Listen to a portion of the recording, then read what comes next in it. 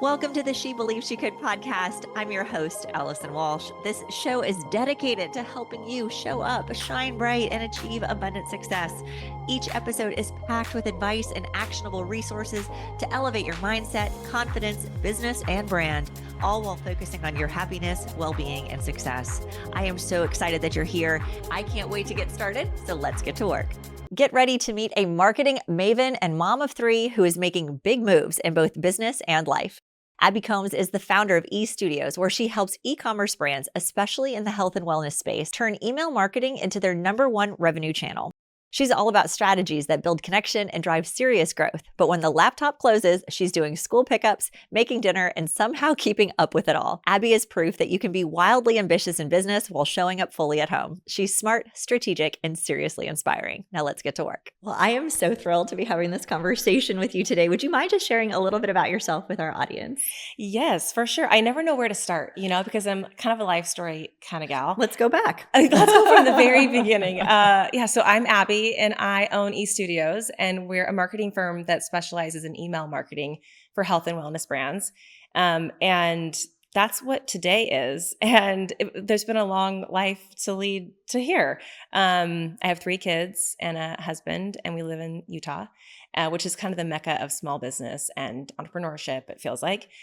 And so we're exposed to so many amazing small business owners, and there's some really great networks there. I run the company between 9:30 and 2:30, and then I do drive carpools and all the mom life in the evening and work all the time. No, it's like always on kind of thing. Always on, it feels like. Yeah. But it's fun to have the life and career that you have where you can kind of dictate your hours and also work with people you like. So for sure, which I never thought that I would.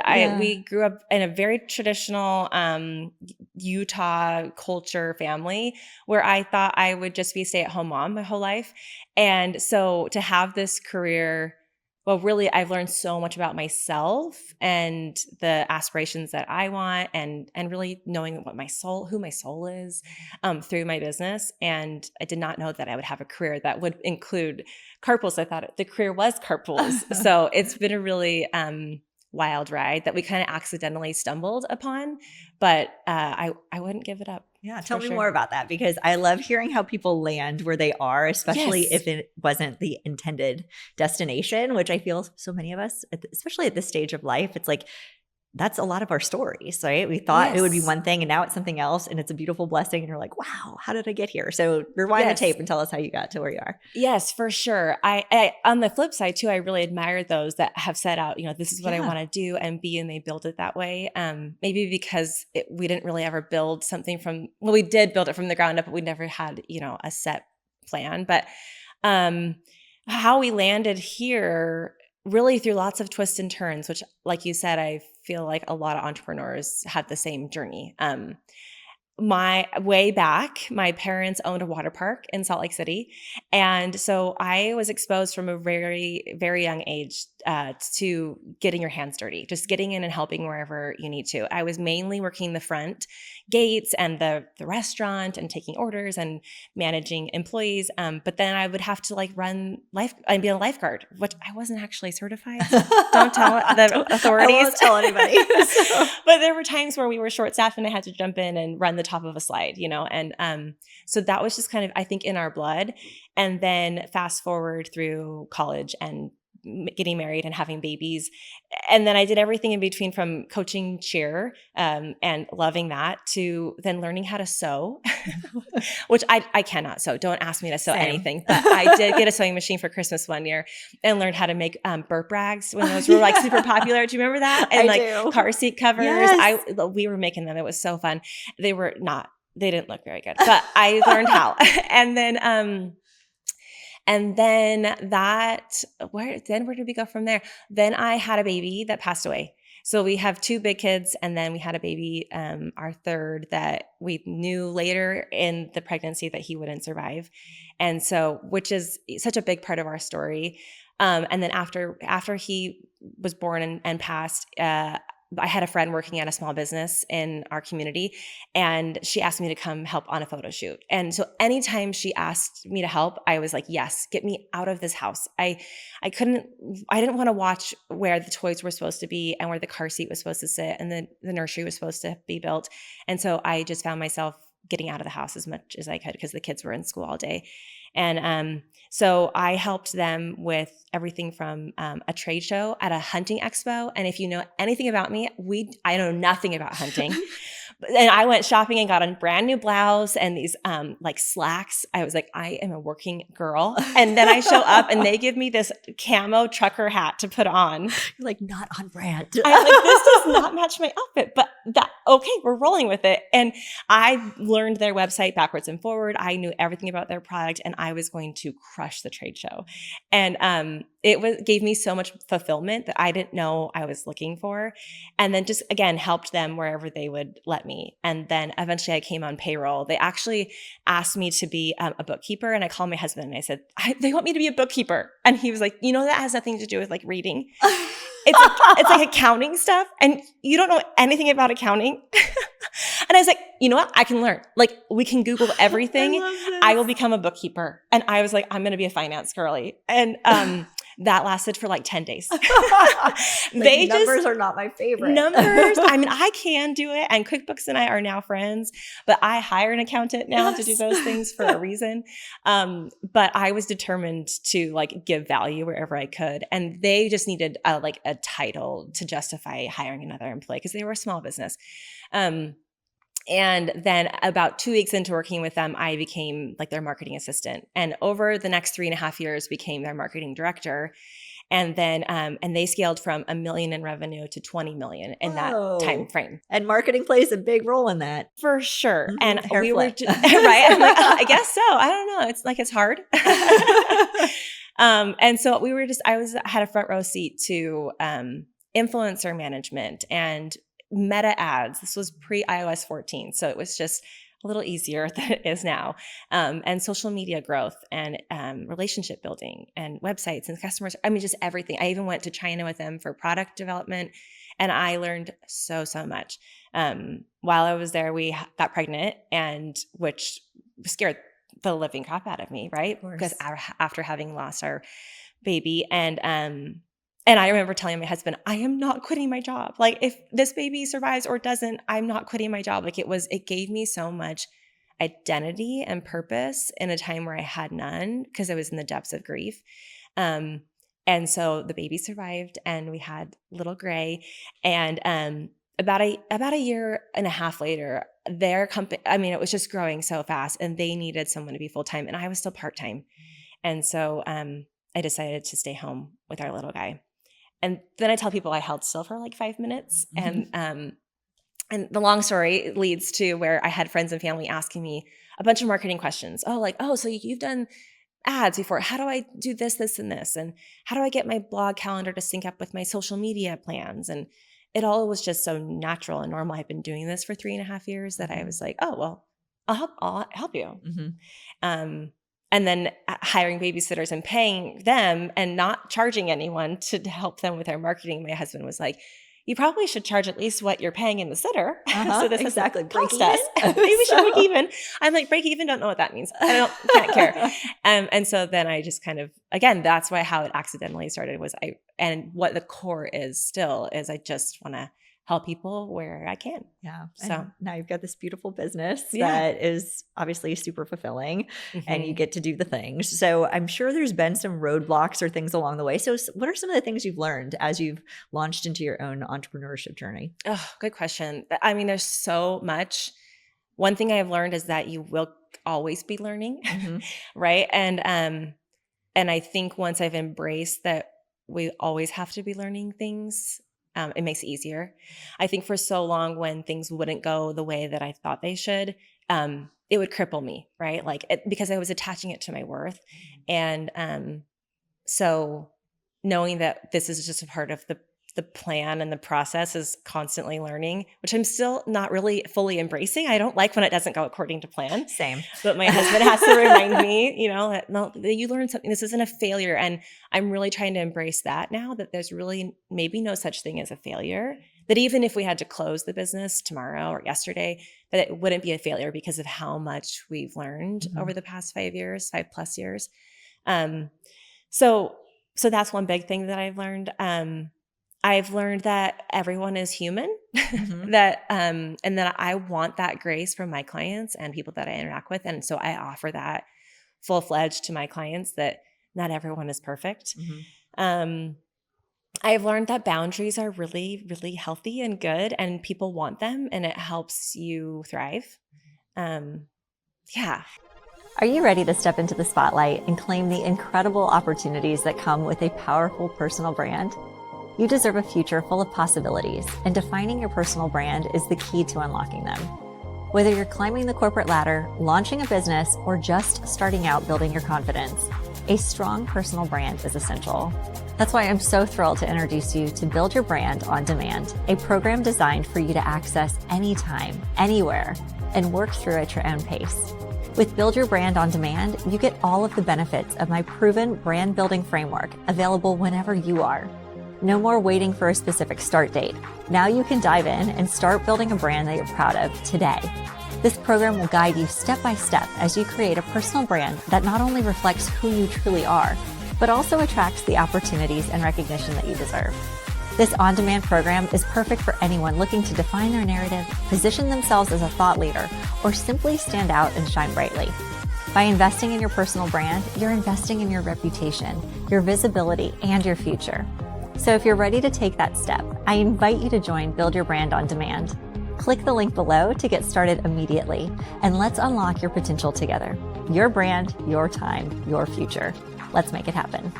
And establishing those like right out of the gate too, I think is so helpful. I've noticed that too, like as I've doubled down and full-time in my business and, just establishing those expectations and respectfully for both sides too, because it's easy for clients to scope creep, right? Onto, to start to really impact, your personal life. And that's where it's like, time out. So that's not why I'm doing this. But I do think it was really hard for me to understand how to do that. And you said out of the get-go, and I completely agree. But also, I don't know that I knew how to do that then. It took me creating an entire guide for a client while we were in Mexico on a family vacation to realize I could actually be out of the office and tell someone no, and I can rearrange those dates. And it took several clients leaving because we couldn't measure up to the lack of boundaries, maybe, for me to say, we've got to pull this back. And so I do think part of that learning process is we had to, not that fail is a thing, but we had to come up against a roadblock to say, oh, if we would have maybe put a boundary in place, maybe we could have avoided this. So I don't ever want this to happen. So next time we're going to do this. I mean, my contract we didn't have contracts for the first 3 or 4 years. And then through bad experiences, now we have a contract to protect both sides. Right. So there's just a lot that I think we've evolved and learned along the way, but managing expectations too, right? It's all about communication and establishing those things can be so powerful and so helpful. So yes. I find myself enjoying the relationship, enjoying the experience so much more when there's a mutual respect and understanding. Sure. And I mean, like I'm an early bird. I'll just use this as an example. Like I get up early and I respond to things early. For some people that can like trigger them when they get like a 5 a.m. email. Yes. So I've had to, that helps me understand too, like what are the expectations? What do you like? What don't you like? And just understand that unless something is literally unfair, I am not responding later in the day. Right. So, yes, for sure. And I do think even that learning yourself, right? How do I best work? When do I best work? My favorite thing that I've discovered in the last maybe year is the focus mode on your phone, at least on an iPhone, and where you can set who can actually get a hold of you, what apps can come through and at what times. And so sleep mode goes on at 9 p.m. every night, except for my kids, because I would be triggered for late night emails, or I'd wake up in the middle of the night, in a stress dream and check my emails, and I'd have clients and I'd feel like I would have to respond and forget about going back to sleep at that point. Exactly. I'm like, it's 4 a.m. I guess we're getting up. So, learning myself and where I best function has been a big part of it too. So tell me about your ideal client. So I know you serve a lot of small business owners, but Mhm. say somebody's listening, they're like, oh my gosh, I love her energy. She sounds incredible. Like, am I a good fit for her? Talk to us about that. Yeah. Going back to what my core is, that I want to help everyone and anyone and just all the things, it gets tricky to have an ideal customer, an ideal client. But we do have our favorites for sure. So we love working with, and we've created some offers to work with almost any brand, but we definitely specialize in the health and wellness brand or health and wellness industry, where they have, a supplement or skincare, because their end user, their customers need constant communication. And so with us specializing in email marketing, we want to have a client that knows that they need to stay top of mind in the inbox, that they know that email marketing is it is the highest revenue generator in marketing. And so they understand the importance of doing that. And they know that they won't ever do it fully because they are the CEO, right? So we really help our clients become or sit in that seat of CEO role, because without that, if they're trying to do too many things, their company just won't scale. So we're here to take that off their plate. Most of our clients are females, but we have some males, so we don't necessarily have a gender. We have a lot of startup brands that we'll work with, and they need us to build systems in the beginning. Then they scale, and then they come back to us to have the ongoing monthly support. And then I do a lot of consulting for, I call them baby businesses that are in their infancy, and help them create ideal customer profiles and their marketing structures and calendars and strategies. That's actually the most fun part of my job. Yeah. Well, and I think too I want to say it louder for the people in the back, right, that are listening.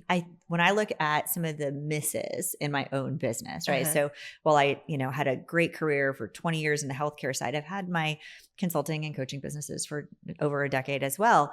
One of my biggest misses is that I didn't double down on email sooner. Yes. And, and I don't know what it was. I think there's part of it where for a long time I was like, I don't want to bother people, right? In their inboxes versus like on social, they're scrolling, they're looking for content. And I had to have a real mindset shift, and also a coach like rock my world and be like, if you don't tell them what you're doing, like they're on your list for a reason. Like you're not bothering them. And I was like, okay, cool, send, but there was something that was a block for me. So I'm sure like just your clients knowing that like you are going to help them do this and do it really, really well. They're like, I don't have to do that. Yes, exactly. I've had people say like they actually can breathe. I've had a lot of people say that they cry in a very good way, that they're like crying happy tears, which is a good thing. But yes, for sure. And when I tell people this, it kind of has a light bulb. So I talk about email that it's very similar to social media, where people are, they're clicking follow or they're clicking subscribe. So they know they want to get your content, and then they need to engage just like they would on social media. So a like or a comment or a share on social media is just as important as a open, as a click, as a send, as all of those analytics on email marketing. And so people do want to hear from you.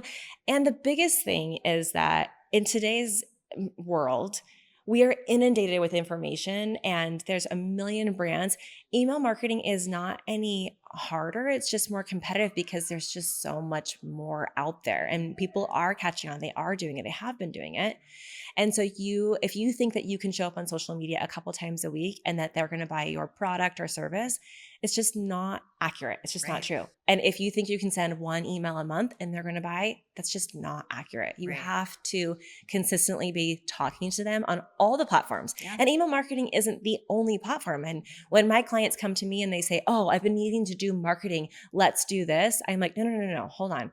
Email is one part of like a 12-piece puzzle when it comes to the word marketing. But people do want to hear from you, and they need to. Right. Well, and it's the multi-touch attribution. I mean, and you're a marketing expert, but like back in the day, it was like 7 touches to encourage a buyer to take action. And now it's like 20 because of that oversaturation and just being inundated. So I hope that everybody listening is hearing me loud and clear and listening to you too and saying like email marketing is important, and get your marketing strategy together and understand that it's part of the ecosystem, and very much people want to hear from you. So, I would love to wrap up with a couple questions. We love to ask everybody that joins us on the show, what does confidence mean to you? Oh, Okay, I've actually been doing a ton of work around this in the past year or more, because people would look at me and say, "Oh, she's so confident," and I think that they would my whole life, because I'm outgoing and I can get up and I can talk to almost anyone. But with before doing my work, I didn't realize that I lacked a confidence, and so confidence is trust with yourself, for me. And so I can, I'm nervous to walk into a women's conference and I don't know anyone there. But I'm confident because I know that I can show up and I can talk to anyone. I am nervous to, revamp my whole website, even though I'm in marketing and I should have these expectations, but I'm confident that if it flops, I'll figure it out. And so I think that confidence is a lot of self-trust. Yeah, I love that. Well, I'll be cheering for you from the back of the conference. So for those of us, or for those that are tuning in, you're speaking at Mom 2.0, and we're doing our pop-up podcast very close to the location for the conference. So I'm excited to just continue to learn from you and to be inspired by you, and I'm sure a lot of other people are too. So to wrap us up, where should they find you, follow you, connect with you? Yes, for sure. I love chatting in my DMs on Instagram. I'm on TikTok as well, but I mainly spend time on Instagram. So find me on Instagram. It's Abby Combs CEO or E Studios Marketing. And you can DM me there, or you can find us on our website, theestudios.com. Love it. Well, thank you so much for being on the show today. Thank you for having me. And that's a wrap on today's episode. I hope you found inspiration, insight, and maybe even that little push that you needed to keep moving towards your goals. Remember, you are capable, you are worthy, and you are meant for more. Whatever dreams are on your heart, keep showing up, keep believing, and keep taking action, because the world needs what only you can bring. If you loved this episode, it would mean the world to me if you'd take a moment to subscribe, leave a review, or share it with a friend who needs to hear this message today. And if you want to keep the conversation going, please connect with me over on Instagram at Allison Walsh. I'd love to hear your biggest takeaway. We've also got some awesome freebies that we've linked in the show notes, so make sure that you take advantage of them. Until next time, keep believing in yourself, keep shining bright, and never forget, I believe in you 1,000%, and my goal is that you do too. Take care, beautiful. We'll see you next time.